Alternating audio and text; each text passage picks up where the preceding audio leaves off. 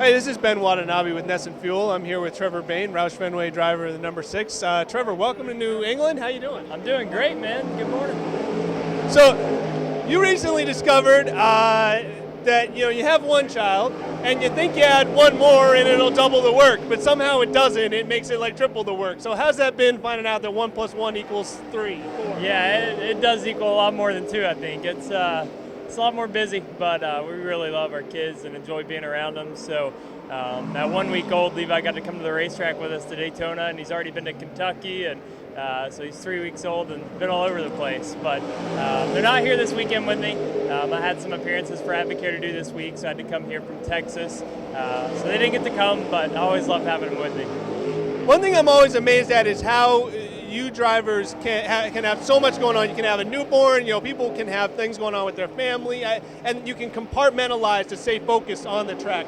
How do you do that? How do you zone out everything else to stay focused to drive 150, 200 miles an hour? Well, I mean, when you're in the race car, it demands every bit of your attention. You don't really have time or the capacity to think about anything else.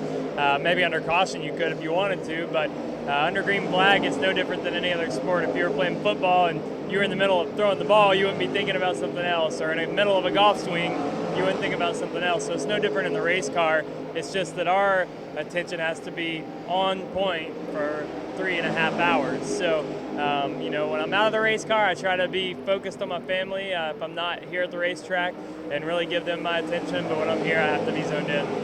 Now here in New Hampshire, it's a little bit of a unique track. It's a lot flatter than most tracks that are a mile or so. What about this track? How do you have to approach it that's different from other places?